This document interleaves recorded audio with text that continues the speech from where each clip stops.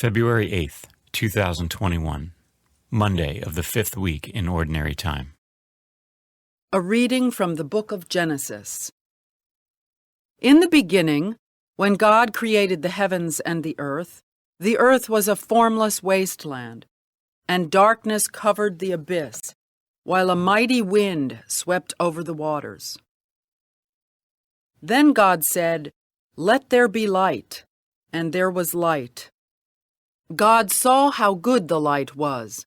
God then separated the light from the darkness. God called the light day, and the darkness he called night. Thus evening came, and morning followed, the first day. Then God said, "Let there be a dome in the middle of the waters, to separate one body of water from the other." And so it happened. God made the dome, and it separated the water above the dome from the water below it. God called the dome the sky. Evening came, and morning followed, the second day. Then God said, "Let the water under the sky be gathered into a single basin, so that the dry land may appear." And so it happened.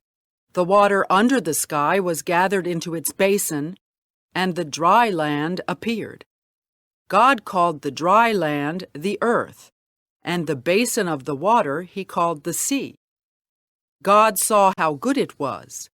Then God said, "Let the earth bring forth vegetation, every kind of plant that bears seed, and every kind of fruit tree on earth that bears fruit with its seeds in it." And so it happened. The earth brought forth every kind of plant that bears seed, and every kind of fruit tree on earth that bears fruit with its seed in it. God saw how good it was. Evening came, and morning followed, the third day. Then God said, "Let there be lights in the dome of the sky to separate day from night.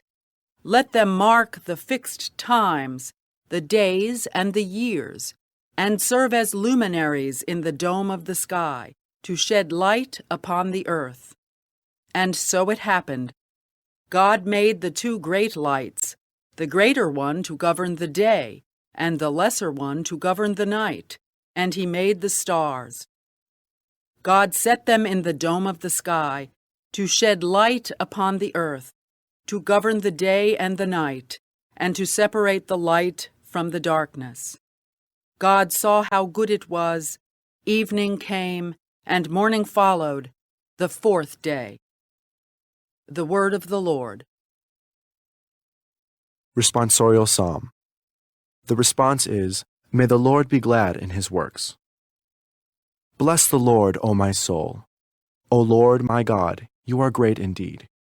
You are clothed with majesty and glory, robed in light as with a cloak. May the Lord be glad in his works. You fixed the earth upon its foundation, not to be moved forever.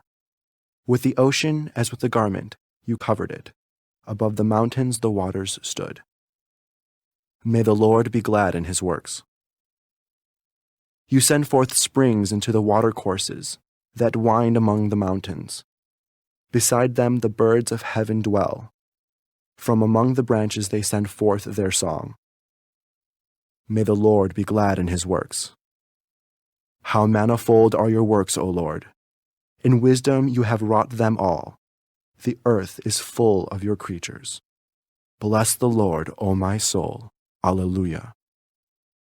May the Lord be glad in his works.